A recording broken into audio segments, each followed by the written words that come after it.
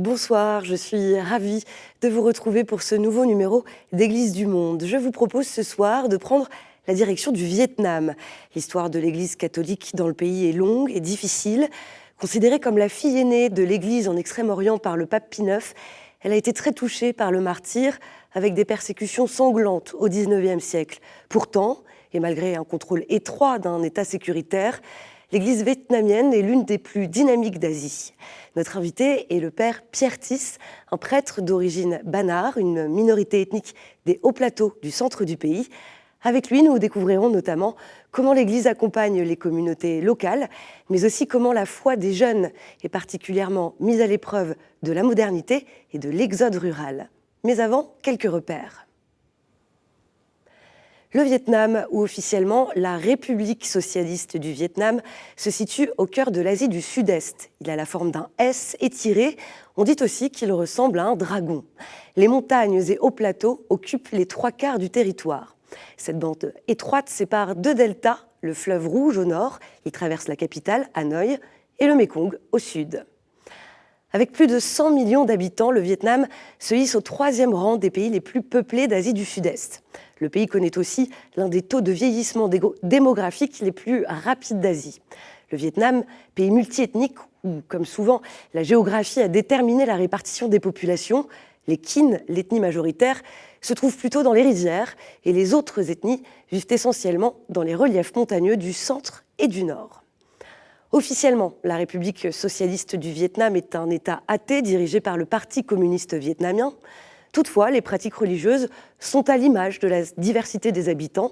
Près des 3/4 des Vietnamiens sont sans religion ou adeptes des religions traditionnelles. 13% sont bouddhistes. Quant aux catholiques, ils représentent environ 7% de la population. Tout de suite, je retrouve mon invité.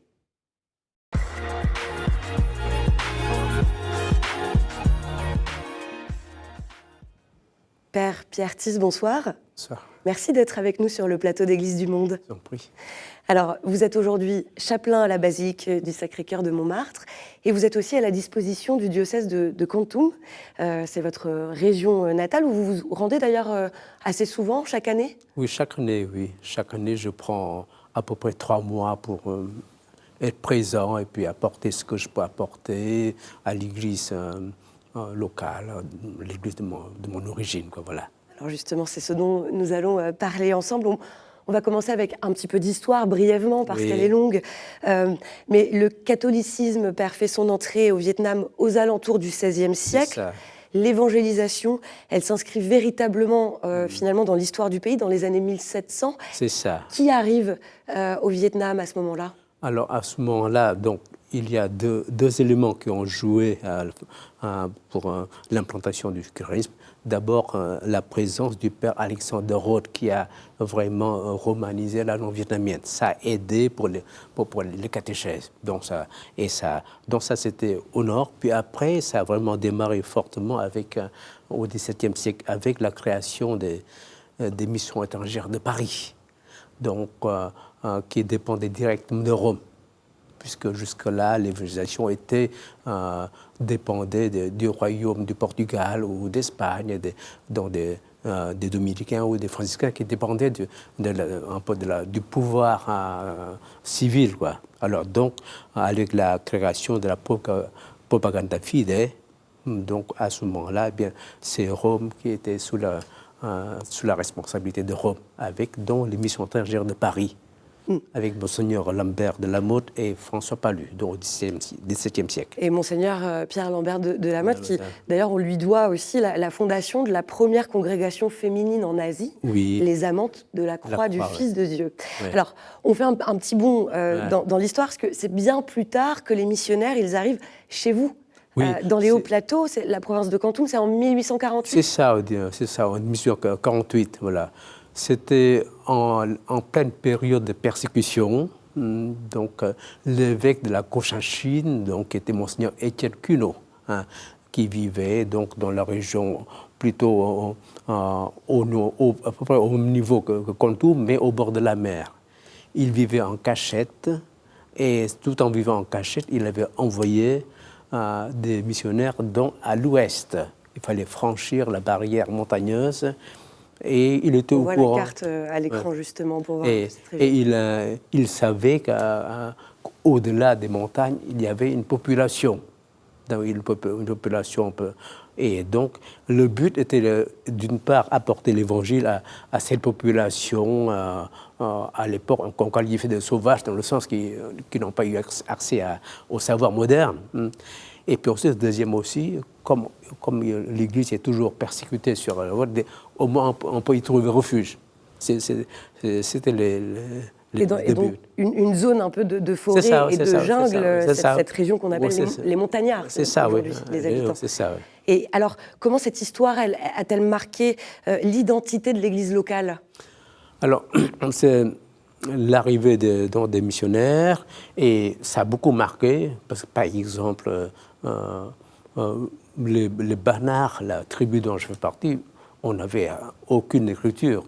Et donc, c'est grâce aux missionnaires qui avaient... ils connaissaient le vietnamien, parce qu'avant... donc, ils ont, en quelque sorte, mis par écrit un peu la langue banard, qui est la première langue chrétienne de la minorité du Sud. Donc, ils ont beaucoup marqué ça. Et puis après tout le travail de la mission, les premières conversions, et c'est comme ça que les montagnards sont devenus chrétiens. Et alors, aujourd'hui, il y a une centaine de prêtres dans le diocèse de Kon Tum. En préparant l'émission, vous me disiez que dans les églises de votre diocèse, il y avait des milliers de fidèles. Oui, il y a énormément, parce que c'est une église qui est très pratiquante. Donc, on avait pris l'habitude de se réunir, la prière du matin, la prière du soir, et les dimanches aussi. Quand j'étais jeune, on n'avait pas toujours la messe tous les dimanches. On disait des prières qui étaient bien longues, parfois bien plus longues qu'une messe de dimanche, parce qu'on rappelait tous les fondamentaux de la foi, tout ça, donc le matin, le soir. Et donc cette habitude est restée maintenue dans les régions de la montagne. Et je crois aussi dans des villages proprement dites des Kignes. Aussi, il y a cette habitude de la prière communautaire le matin, le soir. Sans doute dans les villes un peu moins, mais maintenant, comme il y a plus de prêtres, maintenant il y a la messe. Mais avant la messe, il y a toujours les prières traditionnelles avant. Alors, je rappelle quand même que, parce qu'on parlait du nombre de fidèles importants dans les églises, je rappelle que les catholiques restent minoritaires au Vietnam. Oui. Et justement, comment expliquer cet attrait des Vietnamiens pour le catholicisme? Je pense qu'il doit avoir un peu... C'est une âme qui est sensible à la présence de la divinité. Je pense qu'il y a ça. Et puis, il y a quelque chose de mystérieux. Comment se fait-il, je me pose la question, comment se fait-il que le peuple vietnamien, qui est aussi dans cette sphère culturelle sino-tibétaine, qui sont, accueillir l'Évangile avec ça rentre plus facilement, alors que les voisins les chrétiens sont une infime minorité. Donc il y a peut-être un peu en attente, un peu quelque chose comme ça. Une sensibilité oui, c'est sûrement particulière. Puis peut-être faut quand même penser que grâce au père Alexandre de Roth, que la langue vietnamienne soit romanisée, donc la dépendance par rapport à la Chine et compagnie, un peu. Donc ils ont une culture propre, du coup une littérature propre, ainsi de suite. Vous voyez, c'est peut-être ça peut jouer, mais enfin c'est des questions, c'est des mystères. Des questions qui restent ouvertes. C'est ça, ouais. Alors, il y a beaucoup de vocations au Vietnam. Il y a plus de 3000 séminaristes, environ 8000 prêtres dans tout le pays. Comment elle se déroule aujourd'hui, la formation du clergé? Parce que pendant très longtemps, il n'y a pas eu de grands séminaires au Vietnam. C'est ça, non. Pendant longtemps, dans les années 30, mes premiers prédécesseurs, poètes montagnards, étaient formés en Malaisie, à Penang, qui était le grand séminaire de l'Extrême-Orient, c'était à Penang, en Malaisie. Et puis, je pense que le séminaire de Vietnam, après, ont été après la Seconde Guerre, où il y a plusieurs plus grands séminaires. Donc, vous avez un peu donc, les congrégations comme les Sulpiciens. Ils ont fondé un grand séminaire un peu dans le centre de l'Hue.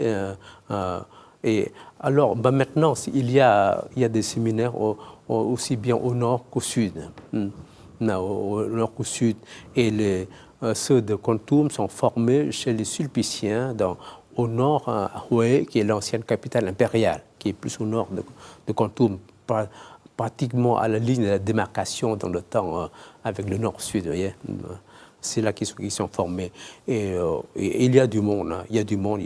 Par exemple, le grand séminaire de Hue a dû un peu pousser le bas. Ils ont formé un peu à Da Nang parce qu'il n'y a plus pas assez de place. Non, il y a des vocations. Et pourtant, vous me disiez quand on préparait l'émission qu'il n'y avait pas assez de prêtres par rapport au nombre de baptisés. Ben oui, parce que je prends l'exemple chez moi que je connais mieux. Comme c'est très pratiquant, ne serait-ce que la sacramentalisation, notamment par exemple les confessions. Les confessions avant Noël, vous n'en pouvez plus.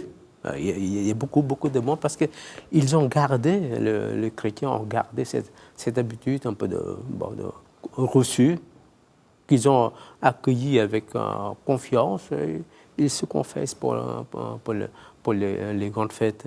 Donc un besoin de se confesser, mais pas assez de prêtres. Pas assez de prêtres. Alors il y a aussi une mission particulière, celle des catéchistes, puisque je pensais aux prêtres qui ne sont pas assez nombreux, qui revêt une signification particulière dans le pays. Ils jouent un rôle très important dans les paroisses. Oui, très important. Ce qu'on appelle les catéchistes là-bas, ce n'est pas en quelque sorte un peu ce qu'on appelle le répétiteur, comme la dame catéchisme. C'est quasiment des chefs de communauté. C'est des chefs de communauté. Comme le prêtre ne peut pas être partout, il n'y a pas de prêtre dans toutes les paroisses. C'est lui qui fait vraiment qui maintient la vie chrétienne un peu du village, et il fait vraiment le lien entre le curé et les fidèles. Et puis en plus, il y a en avance, ils sont paysans comme tous les autres, ils connaissent les gens de l'intérieur.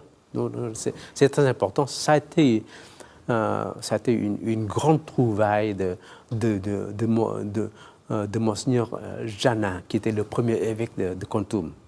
Donc il a vraiment fondé cette école. Donc il prenait des jeunes des villages, lorsqu'ils commençaient à savoir lire et écrire, et 6 ans de formation qui ressemblait à ce qui était les petits séminaires en France, donc avec messe, adoration, chapelet, beaucoup de catéchèses, et puis aussi un peu de culture aussi, et même un peu de français. Mais 6 ans après, ils étaient envoyés dans des villages pour être vraiment le responsable. À ce propos, je vous propose de regarder un extrait du message envoyé cet été, le 25 juillet dernier, par le pape Léon XIV aux 56 000 catéchistes du Vietnam. C'était à l'occasion des 400 ans de la naissance de leur patron, le bienheureux André Phu Yen.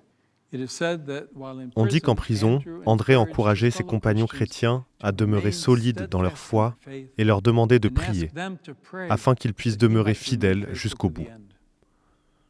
Ce profond moment nous rappelle véritablement que la vie chrétienne, et en particulier le service catéchétique, n'est jamais un effort solitaire. Nous enseignons et notre communauté prie.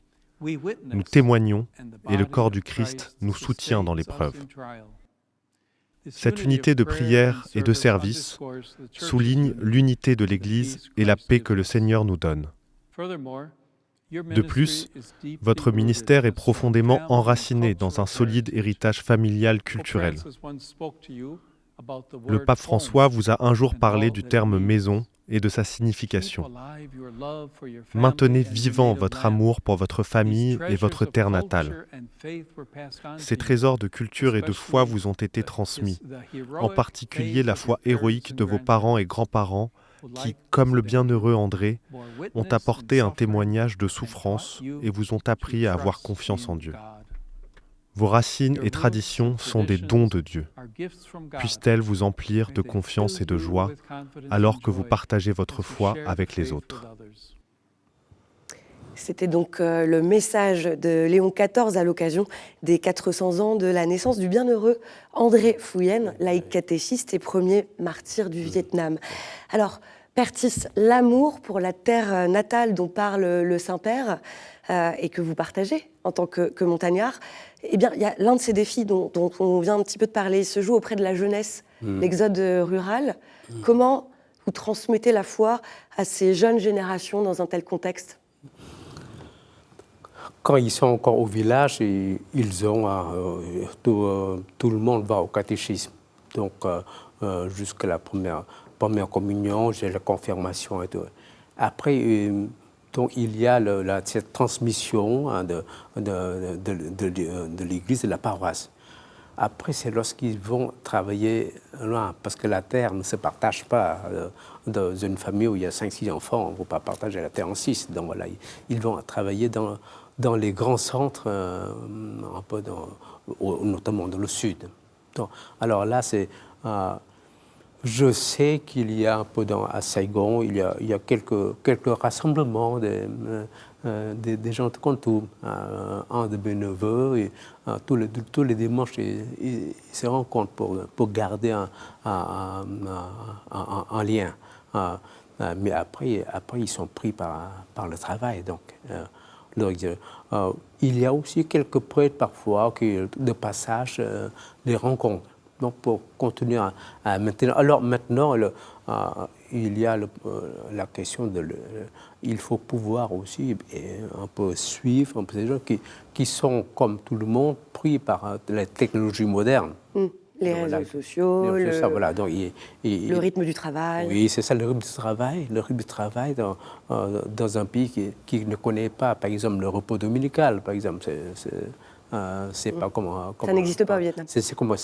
Ça commence à exister, mais dans l'ensemble, non, pas, parce que c'est pas réglé sur le rythme hebdomadaire des dimanches. Ouais. Donc il y a un vrai enjeu, préoccupation. Hein. Alors, justement, qu'est-ce qui rassemble tous les catholiques du Vietnam? Puisque là, on vient d'évoquer quelques spécificités. Qu'est-ce qui rassemble tous les catholiques? Ce qui rassemble, c'est il y a les catholiques il y a un mode de vie chrétienne qui est le rassemblement dominical dès samedi soir. C'est donc un catholicisme encore très très communautaire, et voilà. Peut-être que ça se perd un peu en ville, mais dans la campagne, c'est encore très communautaire. Donc, ce qui rassemble, c'est là. Et puis, donc, cet attachement à la foi. Une foi, je dirais, beaucoup plus cordiale. Peut-être moins pensée, comme en Occident, où on a reçu un héritage intellectuel. Mais c'est profond. Hein, c'est profond. C'est cette profondeur-là qui fait que le catholicisme du Vietnam a traversé toutes les vicissitudes historiques tout en étant très, très, très vivant. Il y a une figure aussi très vénérée par tous les catholiques vietnamiens, je pense à la Vierge de La Vanne. Oui. Qui, très récemment d'ailleurs, c'était le 29 avril dernier, a été inaugurée dans les jardins du Vatican. Qu'est-ce qu'elle représente, cette figure, pour les Vietnamiens? Elle représente vraiment quelque chose qui est lié à l'histoire. C'était des périodes... on voit des photos à l'écran de l'inauguration. L'Église du Vietnam est reconnue d'avoir traversé des persécutions, surtout au XIXe siècle, des persécutions impériales très, très, très violentes, quelque chose d'équivalent aux les premières persécutions romaines. Voyez. Donc, La Vanne est le lieu où les chrétiens se réfugiaient pour prier. D'où c'est devenu, comme j'appelle un peu le Lourdes vietnamien, quoi. Alors, juste avant de passer à la toute dernière partie de cette émission, Pertis, je voudrais qu'on s'intéresse aux relations entre le Saint-Siège et le Vietnam, dont on suit les évolutions, alors que ces relations, elles ont été interrompues pendant près de 50 ans.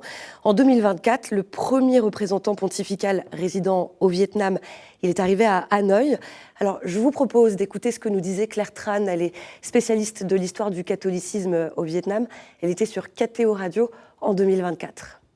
En réalité, c'est la visite de Monseigneur Etchegaray en juillet 89 qui va lancer ces relations, et ça va se développer de plus en plus à partir de ce moment-là. Et c'est lié en fait à un contexte économique, parce que le Vietnam s'ouvre, parce que c'est une crise économique très dure, puisque les relations avec l'URSS deviennent difficiles. Et en fait, une des raisons, c'est la loi de Bill Clinton en 1998 qui lie toute relation économique avec la liberté religieuse. Donc les Vietnamiens veulent absolument s'ouvrir économiquement, avoir des relations avec les États-Unis, entrer dans l'OMC, c'est des raisons économiques. Hein. Et donc, comme les Américains sont vraiment très importants pour leur entrée dans l'OMC, eh ben, ils vont peu à peu, progressivement, avoir une situation religieuse meilleure, pas seulement pour les catholiques, hein, en général.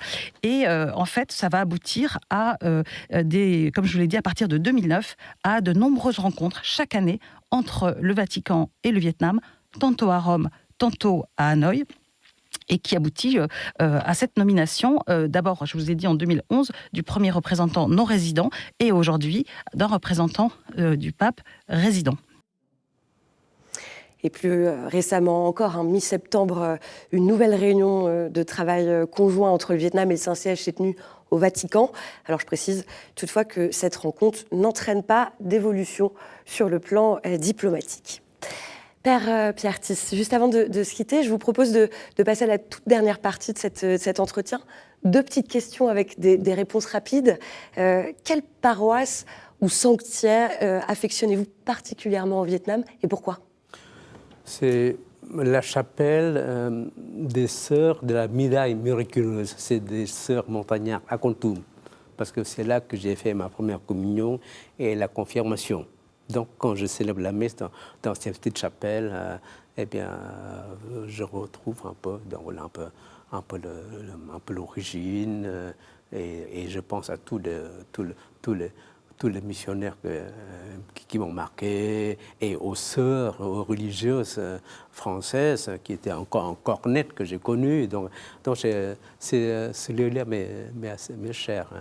Et souhaiteriez-vous nous partager une prière ou un chant peut-être qui représente votre pays pour conclure ? Ah oui, alors donc je vais chanter le Je vous le Marie. Le Je vous le Marie en bernard, mais sur en air grégorien, en latin. Ave Maria, alors en bernard. In ma que et Maria, ben que ai dong plen, bayang wai pang i feo que i, loi que de da can anai du feo que con ma i dai pu Yesu. Santa Maria, me bayang, i crop tang yon beng ayod, ma harai ma te pawa lot, amen. Ouais. Merci beaucoup, Père Pierre Thys, d'avoir été avec nous sur le plateau d'Église du Monde. Merci pour vos éclairages. Je vous en prie, c'était une joie de parler de mon pays. Merci. Et tout de suite, on continue avec la chronique du Monde. Nous prenons la direction du Canada.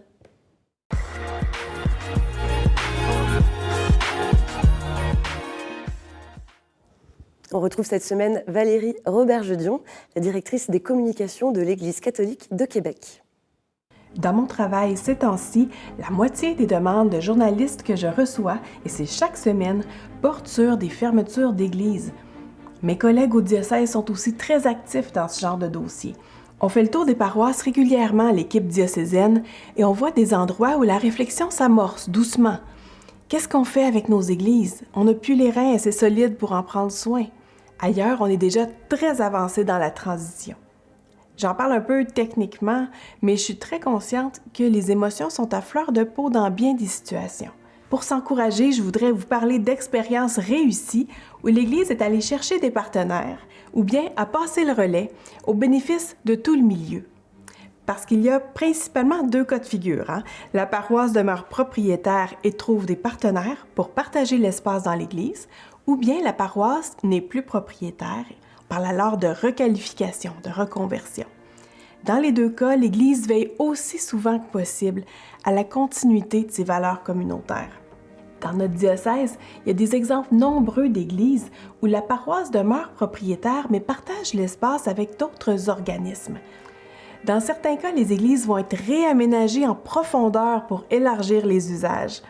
Je pense par exemple à l'église de Saint-Jean-Chrysostome, qui est carrément devenue une salle multifonctionnelle qui peut être louée. Si on regarde au niveau de la vente, donc d'une requalification ou reconversion, on voit bien sûr des projets de logement, des espaces culturels, même ici et là un restaurant spécial ou une école de cirque. Mais on a aussi la joie d'accompagner beaucoup de milieux qui ont choisi des projets qui ont une plus-value communautaire. L'église Notre-Dame de Jacques-Cartier, dans Saint-Roch, est devenue un carrefour communautaire précieux, par exemple. Merci à tous ceux et celles qui nous aident à vivre ces années de transition et à donner un nouveau souffle à des églises qui ont été au cœur des communautés. C'est la fin de cette édition. Merci d'avoir été avec nous. Cette émission est à revoir sur kteotv.com et à réécouter sur les plateformes et de podcast et sur l'application KTO Radio. Je vous souhaite une très belle semaine. Prenez soin de vous et à jeudi prochain.